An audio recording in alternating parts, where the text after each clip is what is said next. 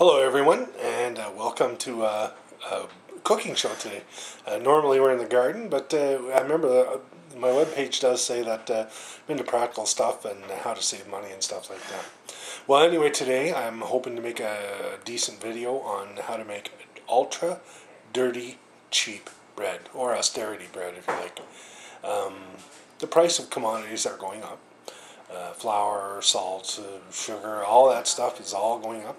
And so we're making cheaper bread and smaller bread. And another problem we have with bread is when you make your homemade bread, what I find is that you get that poofy chef's top on it. And of course you can't fit it in a standard sandwich bag. So that's kind of a drag. I have scaled down the size of the loaf using less ingredients and making it cheaper. That's what I like to do. But it's still quite good. And I'll just give you an example of what we got here. We have grain here. I don't know if you can see this. You can see that's not bad. And that was made nice and cheap. Okay? And we're using that to make sandwiches. The ingredients you're going to need salt. Okay? Obviously you're going to need sugar. You're going to need flour. You're going to need, baker's yeast for a bread maker, because in this case we're using a bread maker. And you're going to need skim milk, okay, dried powder. Now, normally the recipe calls for 2 tablespoons of dried milk and 4 tablespoons of sugar and 2 teaspoons of salt and all that. But I've reduced it. Now I've modified the recipe so now it takes 3.5 cups of flour, 1.5 teaspoons of sugar. Oh no, sorry, 1.5 teaspoons of salt. That's not tablespoons, it's teaspoons. And also I put 3, I think I may have said this already, but 3 tablespoons of sugar, 1 tablespoon of sugar, sorry, I'm confused, of dried milk powder, 1.5 tablespoons of salt, and 1.25 teaspoons of yeast. Okay, so we're going to try this, see what happens. No guarantees, but here we go. First step we're going to do is, you're going to need 1 1/3 cups of water. We got a little bit more than that, so we're just going to go a little bit like that, and then we're going to pour that in. Hope you can see that. Okay, that part's done. Okay, the next thing we're going to do is we're going to add some salt. Okay, so bear with me, this is my first how to do video, really. So, and so I'm a lot more handsome than I am handy, and that doesn't say much. So here we go. The level, I want to make sure that's kind of level. Put that in there, like so. I'm going to switch over to a 1/2 teaspoon measurement, because we're putting a little bit less of everything, like good old austerity bread.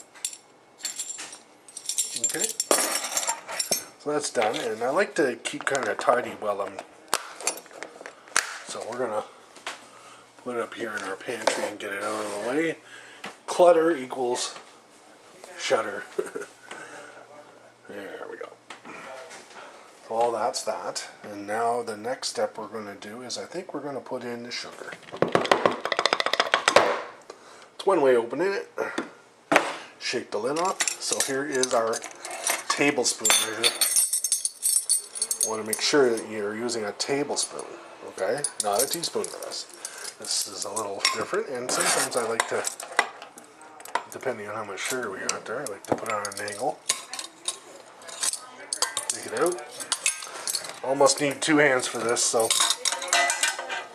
we're going to be okay. So that's not quite full. So because I'm cutting down the sugar, I'll put 4 of these in there. I'll just put 3 of them. That'll be good. Alright, food for the yeast. That has been done. Okay, so next thing we're going to do, because I'm a bit of a freak when it comes to this, we're going to put on the harvest table, and we're going to go to the dried milk next. Okay, remember I modified this recipe, so it's going to take less.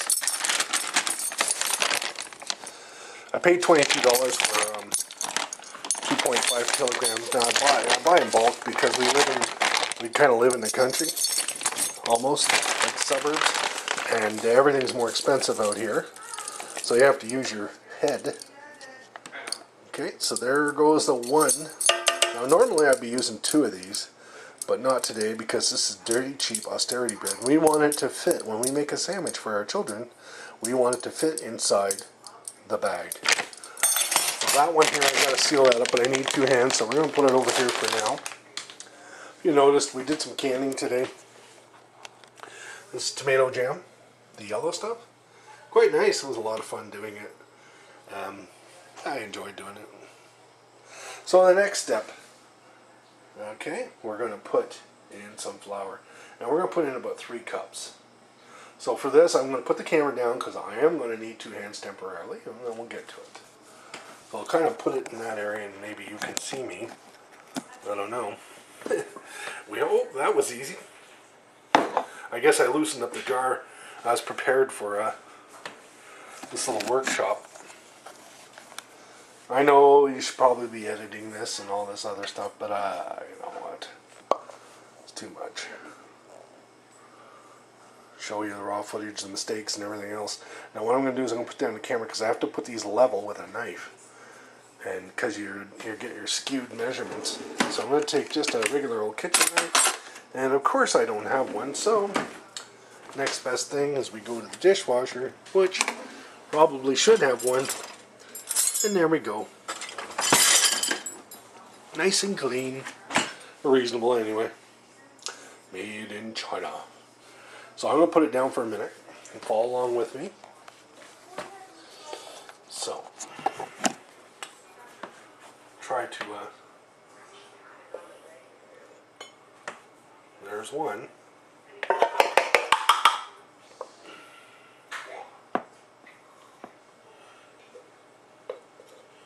2.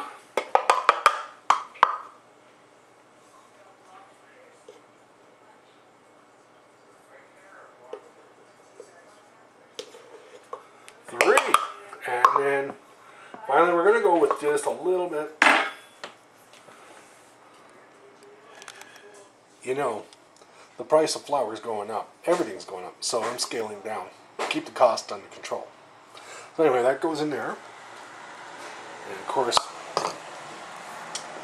now I can put both hands on the camera, and I can see we're at the 8-minute mark. I don't want this to go too long because you guys are going to tune out.